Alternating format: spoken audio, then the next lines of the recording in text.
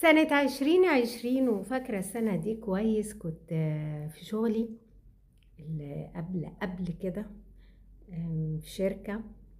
دخلت رئيس مجلس الإدارة، كان عندنا ميتنج، فدخلت أنا في الأول كده وقعدت معاه على مكتبه كده، كنا بنتكلم في الشغل وكده وبتاع. فلاحظت لقيت في أجندة كده على المكتب، مكتوب عليها You don't get what you deserve, you get what you negotiate for.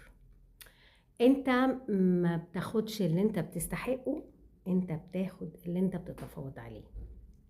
الجملة أثارت انتباهي قوي، فسألته قلت له والله ايه الأجندة الجميلة دي، حلوة. والجملة اللي عليها very interesting الحقيقة. قال لي الأجندة دي جايبها لي ابني هدية، لأن أنا على طول بقول لهم الجملة دي. استوقفني هنا كلامه، إن هو على طول بيقول لهم الجملة دي، إن أنت مش بتاخد اللي بتستحقه، أنت بتاخد اللي أنت بتتفاوض عليه مع الناس. يبقى ده مبدأ، يبقى دي طريقة التعامل بتاعته مع الموظفين عنده وفي طريقة شغله.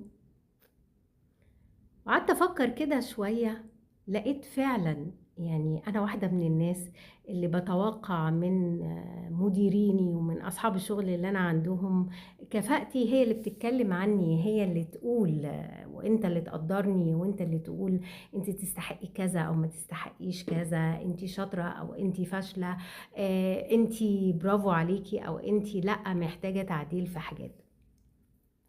فالجملة صدمتني فعلا فعلا فعلا.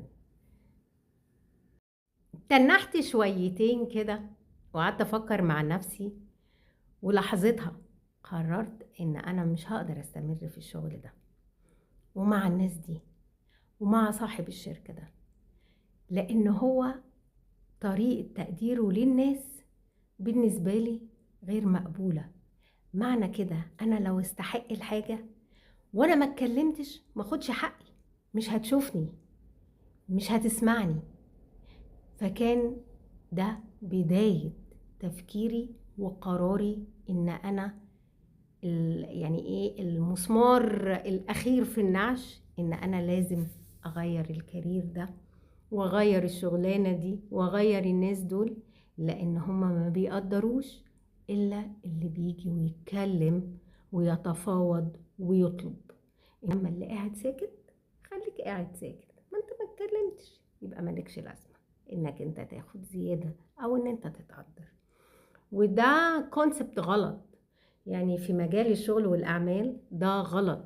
انت المفروض تشوف وتقدر وتعرف مين بيشتغل ومين ما بيشتغلش، مين بيعمل ومين ما بيعملش، مين بيؤدي ومين ما بيؤديش عمله على اكمل وجه. مش ان انت تستنى ان الناس تجيلك وانا بقى انا وانا وانا وانا وانا واللي يتكلم اكتر هو اللي ياخد اكتر، مش اللي يستحق. فدي كده تكاية كده حبيت اقولها لكم واقول لكم ما تغلطوش غلطتي ومن ضمن الغلطات. وشكرا.